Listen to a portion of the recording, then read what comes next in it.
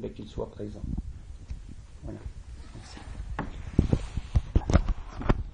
Je me suis permis de filmer pour les gens qui sont dehors puissent.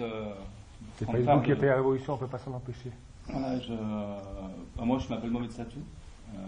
Je fais partie.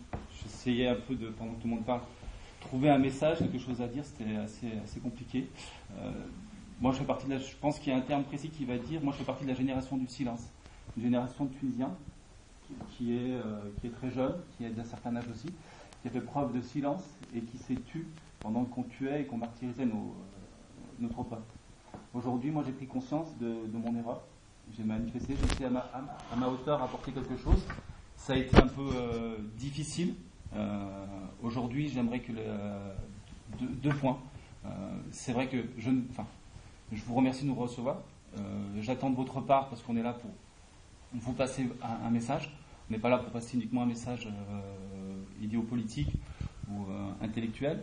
On est là pour passer un message. C'est-à-dire, le message, c'est que même si la porte de la France était fermée pendant un certain temps, que le système politique français s'est, je ne veux pas dire désengagé, mais on y était carrément. Je vais dire concrètement, je l'ai accepté parce que ça fait quand même longtemps que la France aussi fait preuve de silence. Pourquoi même moi aujourd'hui je l'ignore. On ne vous ferme pas la porte reste ouverte aux Français, au peuple français. Aujourd'hui, la Tunisie est ce qu'elle est grâce à la France aussi. Elle a une part aussi de responsabilité dans ce qu'elle est, dans sa construction et dans sa démolition. Aujourd'hui, vous avez des Tunisiens qui ont faim, des Tunisiens qui sont complètement désœuvrés, qui sont privés de moyens. Aujourd'hui, ils ont besoin d'aide, de nourriture, ils ont besoin d'énormément de choses. Et j'aimerais que le système français œuvre dans ce sens. Dans un deuxième temps, aujourd'hui, vous avez des citoyens qui sont tunisiens et français. Pour ma part, je ne suis que tunisien parce que j'ai eu un père qui est toujours resté une carte de séjour. Donc j'ai voulu faire honneur à mon père et être une carte de séjour.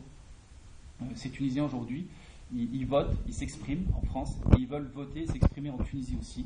Et ils ont besoin d'une infrastructure, que quelque chose se passe pour qu'ils puissent s'exprimer, pour qu'ils puissent savoir auprès de quel parti politique s'orienter pour refaire le pays. Donc aujourd'hui, on a un consulat qui est fermé, on a un consulat qui est vide.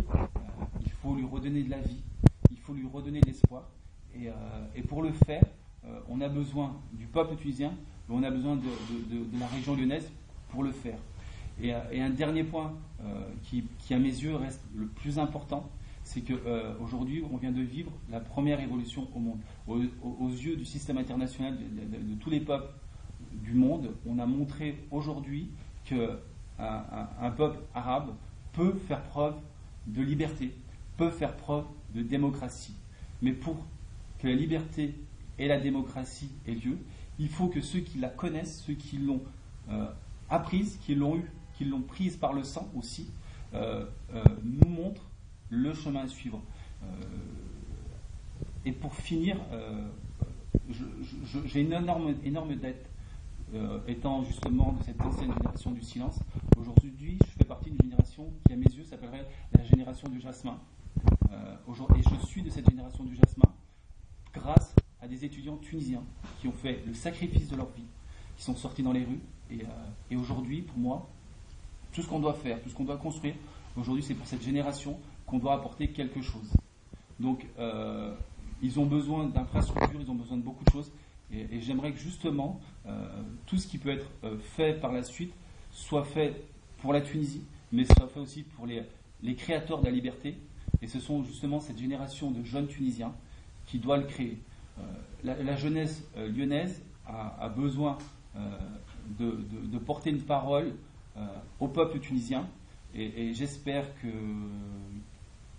Lyon nous apportera cette